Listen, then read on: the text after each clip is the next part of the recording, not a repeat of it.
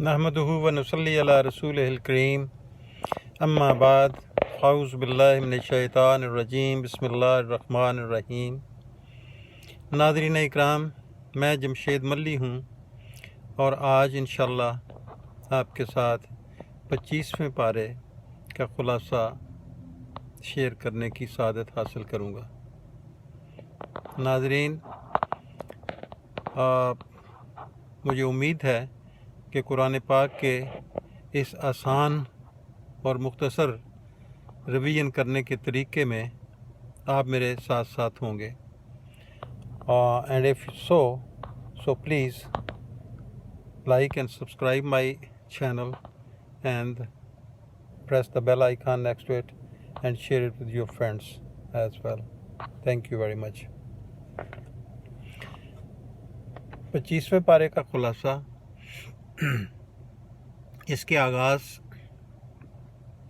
आगाज़ सूरह हामीम सजदा से होता है। अल्लाह ताला इरशाद फरमाते हैं कि क़यामत का इल्म उसी की तरफ लौटाया जाता है। इस तरह हर उगने वाले फल का इल्म उसी के पास है और हर औरत के हमल और उसके बच्चे की पैदाइश का इल्म अल्लाह के पास है। अल्लाह ताला चूँकि ख़ुद बनाने वाले हैं, इसलिए उससे कोई चीज़ ढकी छुपी नहीं। अल्लाह ताला ने यह भी बताया है कि वो इंसान को अपनी निशानियाँ आफाक में भी दिखाएंगे और उसकी अपनी ज़ात में भी, यहाँ तक कि इंसान को यकीन हो जाएगा कि अल्लाह ताला ही हक है। इसके बाद सूरह शूरा है, जिसमें अल्लाह ताला ने इस अमर का ज़िक्र किया कि फ़रिश्ते अपने रब की पाकी, उसकी तारीफ़ बयान करते हैं और ज़मीन में रहने वाले अहले ईमान के लिए मग़फ़िरत तलब करते हैं। इन आयात से मालूम होता है कि अल्लाह ताला अपनी मखलूक पर किस कदर मेहरबान है कि उसके नूरानी फ़रिश्ते जहाँ अल्लाह की पाकी बयान करते हैं, वहाँ अल्लाह के हुक्म से अहले ईमान के लिए दुआए मग़फ़िरत भी करते हैं। इसके बाद अल्लाह ताला इरशाद फरमाते हैं कि हमने आप पर कुरान अरबी की वही की है ताकि आप उम्मुल कुरा और उसके गिर्द बसने वालों को डराएं और उनको क़यामत के दिन से डराएं, जिसकी आमद में कोई शुबा नहीं, कि अगर एक गिरोह जन्नत में जाएगा और एक गिरोह जहन्नम में। रसूलुल्लाह सल्लल्लाहु अलैहि वसल्लम से पहले जितने भी अंबिया मबूस हुए, वो सब के सब अपनी बस्तियों और अपने इलाक़ों के लोगों की रहनुमाई का फ़रीज़ा सरअंजाम देते रहे।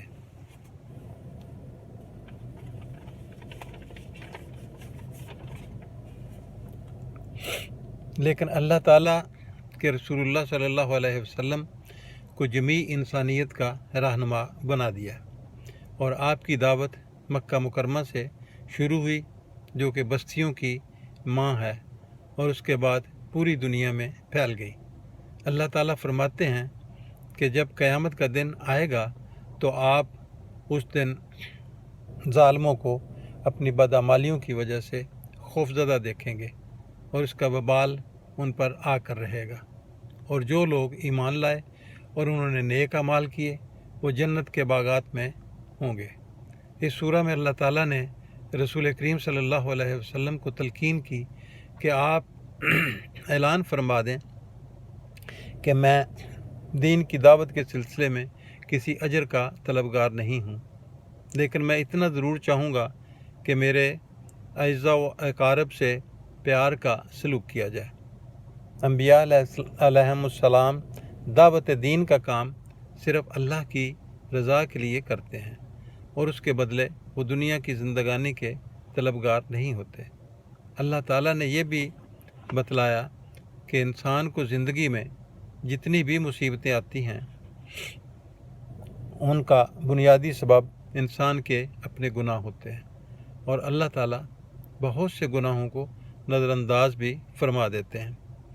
कुरान के एक और मकाम पर इरशाद हुआ कि अगर अल्लाह ताला इंसानों पर गिरफ्त फरमाए تو زمین پر کوئی مخلوق زندہ باقی نہ رہے۔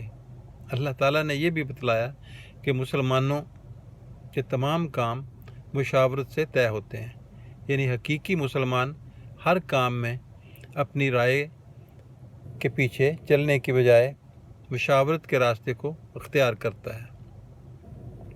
سورہ شورا کے بعد سورہ زخرف ہے۔ اللہ تعالیٰ ارشاد فرماتے ہیں کہ اس قرآن کو عربی میں اتارنے کی وجہ یہ تھی کہ اہل عرب اس زبان کو جانتے تھے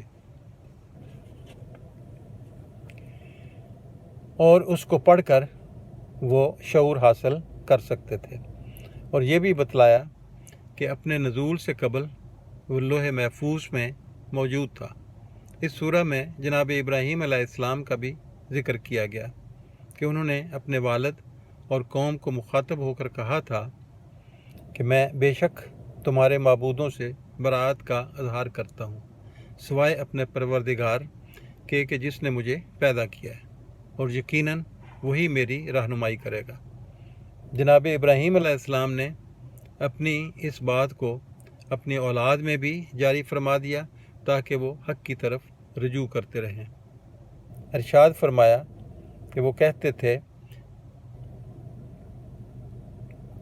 کہ یہ قرآن مکہ اور طائف کے کسی با اثر شخص پر کیوں نہیں اترا؟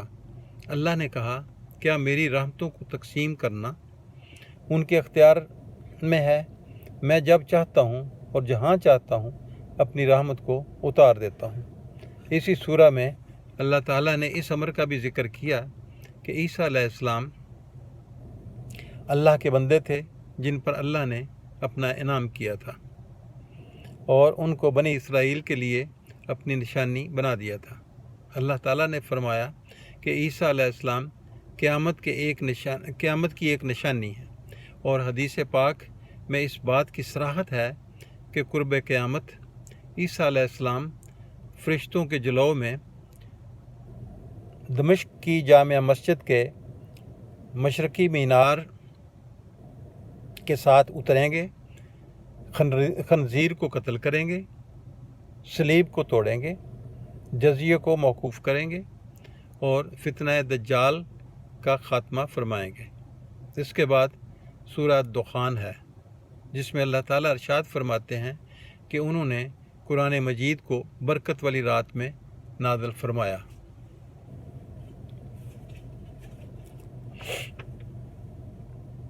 پھر قوم فرعون کا ذکر ہے۔ اللہ تعالیٰ نے قوم فرعون کو آزمائش میں ڈالا اور ان کے پاس ایک عزت والے رسول یعنی موسیٰ علیہ السلام آئے، جنہوں نے ان سے کہا، تم اللہ کے بندوں کو میرے حوالے کر دو، میں بے شک تمہارے لیے اللہ کا امانت دار پیغمبر ہوں، اور اللہ کے حکم سے سرکشی اختیار نہ کرو۔ میں بے شک تمہارے پاس ایک واضح دلیل لے کر آیا ہوں۔ فرعون نے اس موقع پر جناب موسیٰ کو سنگسار کرنے کی دھمکی دی۔ جناب موسیٰ نے اس سے کہا کہ میں اپنے اور تمہارے رب کی پناہ مانگتا ہوں کہ تم مجھے سنگسار کرو، اگر تم مجھ پر ایمان نہیں لاتے تو مجھ سے دور رہو۔ حضرت موسیٰ علیہ السلام نے پروردگار عالم کو پکار کر کہا کہ اے رب، یہ تو مجرموں کی قوم ہے۔ تو اللہ نے ان سے کہا، آپ میرے بندوں کو لے کر رات میں نکل جائیے، آپ کا پیچھا کیا جائے گا اور آپ سمندر کو ٹھہری ہوئی حالت میں چھوڑ دیں گے، بے شک یہ تعاقب کرنے والے غرق ہونے والا لشکر ہیں۔ اس کے بعد سورہ الجاسیہ ہے۔ اس سورہ میں اللہ تعالیٰ نے اپنی بہت سی نشانیوں کا ذکر کیا۔ اللہ تعالیٰ نے فرمایا کہ زمین و آسمان میں نشانیاں ہیں ایمان والوں کے لیے، اور انسانوں اور جانوروں کی تخلیق میں نشانیاں ہیں یقین رکھنے والوں کے لیے، اور صبح و شام کی گردش میں اور آسمان سے اترنے والے پانی میں، جس سے مردہ زمینیں زندہ ہوتی ہیں، اور ہواؤں کے چلنے میں نشانیاں ہیں عقل والوں کے لیے۔ اللہ تعالیٰ ارشاد فرماتے ہیں کہ اللہ تعالیٰ نے سمندروں کو مسخر کیا تاکہ اس کے حکم سے کشتیوں کو چلایا جائے اور اس کے فضل کو تلاش کیا جائے تاکہ اس کا شکر ادا کیا جائے۔ اللہ تعالیٰ ارشاد فرماتے ہیں کہ ہم نے بنی اسرائیل کو کتاب و حکمت اور نبوت دی اور پاکیزہ رزق بھی دیا اور ان کو جہانوں پر فضیلت بھی دی۔ پھر اس کے بعد اللہ تعالیٰ نے شریعت کو بنی اسرائیل سے لے کر رسول کریم صلی اللہ علیہ وسلم کے سپرد کر دیا اور رسول صلی اللہ علیہ وسلم کو بھی تلقین کی کہ آپ نے یہود و نصارہ کی خواہشات کو کوئی اہمیت نہیں دینی اور اللہ تعالیٰ کے احکامات کی پابندی کرنی ہے۔ اللہ تعالیٰ ہمیں قرآن پاک پڑھنے، سننے، سمجھنے اور اس پر عمل کرنے کی توفیق عطا فرمائے۔ آمین۔ وآخر دعوانا ان الحمد للہ رب العالمین۔